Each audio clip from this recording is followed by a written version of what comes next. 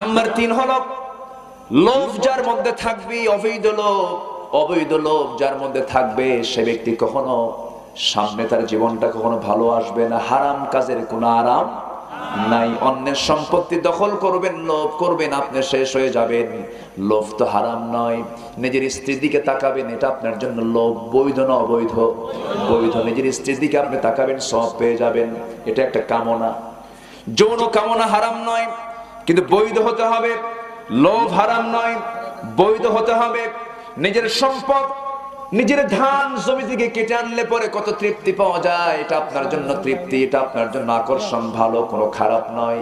কিন্তু ধান কাটবেন নিজের জমির না অন্যের জমির? অন্যের জমির ধান কাটার লোক আছে না নাই? অন্যের সম্পত্তি দখল করার নেতা মনে হয় কুষ্টিয়া জেলায় নাই। আসতে বলবেন না, আছে না নাই? আমার এক বন্ধু ইংল্যান্ডে থাকে, 10 বছর পর দেশে আসছে। তার একটা জমি আছে ঢাকায়, 4 কাঠা জমি।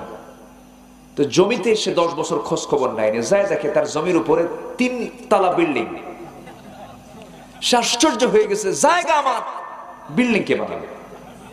পরে খোঁজ নিছে, খোঁজ নিয়ে সেই খোঁজওয়ালা লোকের কাছে যায়, দেখে যে মোষ এইরকম হাইব্রিড জাতের, 2.5 ইঞ্চি মোটা, আর পেট একখান 10 মাস।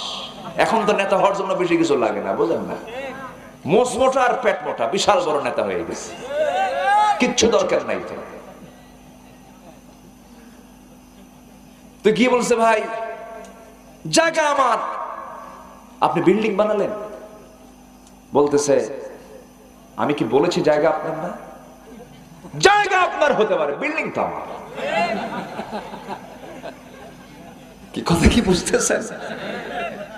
জায়গা আপনার, আমি কি বলছি যে জায়গা আপনার না?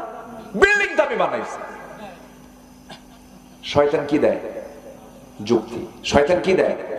যুক্তি। আল্লাহ কয় উসজুদু লি আদম, আদমকে মেনে নে। ইবলিস কয় খলাকতানি মিন নার ওয়া খলাকতাহু মিন তিন, আমারে বানাইছো আগুন দিয়ে, ওরে বানাইছো মাটি দিয়ে, আমি সেজদা দেব নাকি? আল্লাহর যুক্তি দেয়।